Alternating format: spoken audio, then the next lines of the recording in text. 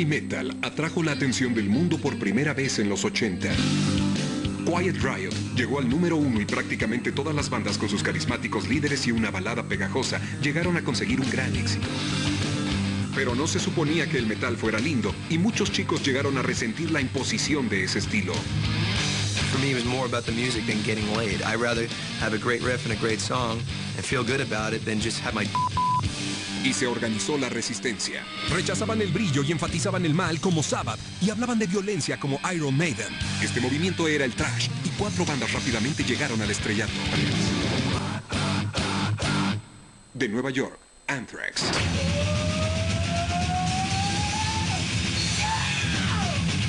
We enjoyed playing fast. We wanted to go faster. That simple. Let's go. What can we do? De California, Slayer. You can only write and embellish upon things you know about, and I'm a big horror movie fan. Boing, you know, and I gotta kill people. De Los Ángeles, Megadeth. It was actually getting it on your guitar.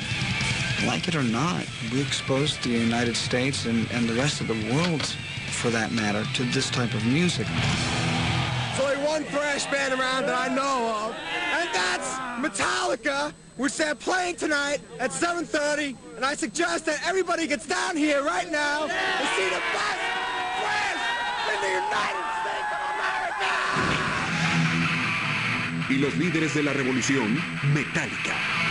With the exception of 3 godfathers of metal, Sabbath, Priest, Maiden, possibly the next most important band in the last 20 years, as far as metal is concerned, is definitely Metallica.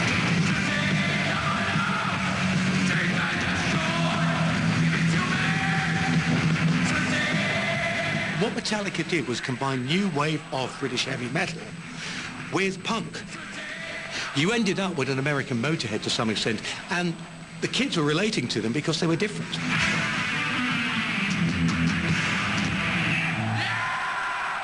Every time they came out with a record, it was just miles ahead of where everybody else was.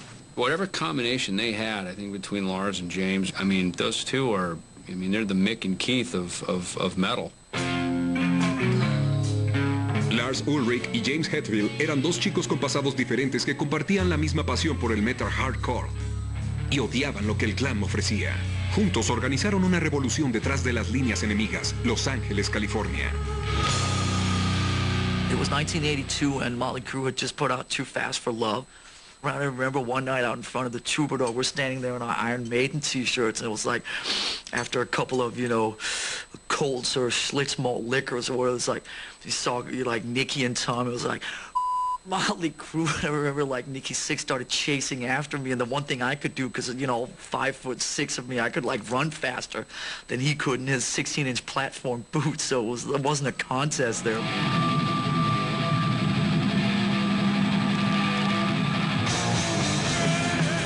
LA just didn't treat us well. We had this aggressive style, and I recall at the Troubadour, there was a security guy throwing chairs at us, you know, at sound check, going, "Get out of here, you punks." You know, they thought we were punk rock, you know. We'd be up on stage playing, and people were fluffing their hair over at the bar.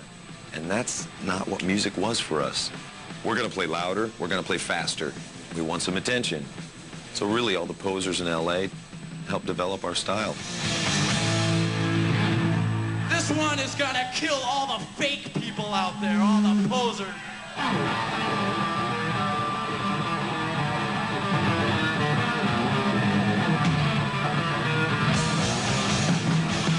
Let me tell you, we go way back with Metallica, Rat. Because at the time, our drummer was rehearsing with Lars. Those guys hated what was happening.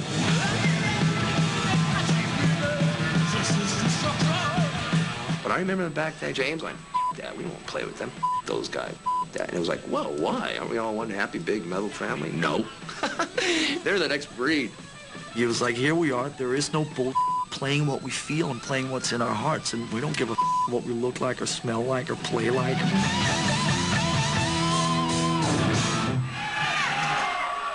Metallica tenía la actitud y la ambición, pero en Los Ángeles lo que no tenían era un público. Demasiado punk para el metal y muy metal para el punk. Eran ridiculizados o ignorados. En 1983, cuando el metal pegajoso ya estaba en las listas de popularidad, la banda se mudó a San Francisco. En ese año, Metallica lanzó su disco como un reto para las bandas glam de todos lados. Su título, Kill 'Em All. We were gonna call the album Metal Up Your Ass, but the damn record companies would not take it. So I want you all to repeat after me. Metal Up Your Ass! Their first record was as metal as you can get and with more attitude and this and that, and everybody's been influenced by it. I bought Kill 'Em All by Metallica going through the import section in my vinyl record store, and I picked it up and I turned around, I go, these are the ugliest humans I've ever seen in my life. I have to buy this. I think like James had like a wart on his cheek and Lars, and I go, man, this is definitely not a glam metal band.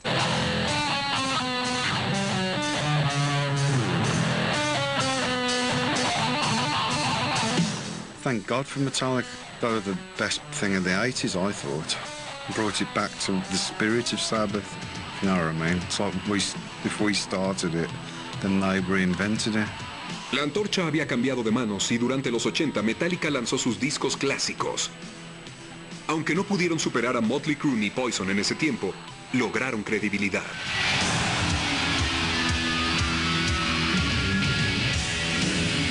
En 1988, cuando las bandas de melenudos desaparecían, Metallica fue nominado para el primer premio Grammy de Heavy Metal. I'm Kurt Loder back with another Grammy report. And one of the biggest names making its TV debut tonight is Metallica. I mean, it was just mind-boggling. Sitting up there and looking at, Stevie Wonder sitting down there and, Michael Jackson and, it was just like, wow. El metal estaba por tener un lugar en los Grammys. ¿Y el ganador fue? Jethro frickin' Tull wins. Jethro Tull has never been a metal band. At that point, I don't even think they were really a band. It didn't dent the evening at all. It was more like a week later when the storm and the backlash and all that was like, Metallica got robbed. After hearing, 500 people tell you that and reading in every, magazine and newspaper and publication, Metallica got. It's like you're sitting there going, we got. That sort of cluelessness just continually haunts heavy metal. And there is still, amongst a lot of people in the press, this elitist attitude. Heavy metal has never, ever been given the respect and credit it deserves. And in some ways, it's probably what makes it so near and dear to the people who love it. Heavy, la historia del metal. You knew you were going to get a show that was very unpredictable. And if there was something that got under the craw of Axl, he would tell it. We never know how we're going to end a show. If we're going to do an encore or if I'm going to get pissed off and leave. Because something always happens at the end of a show.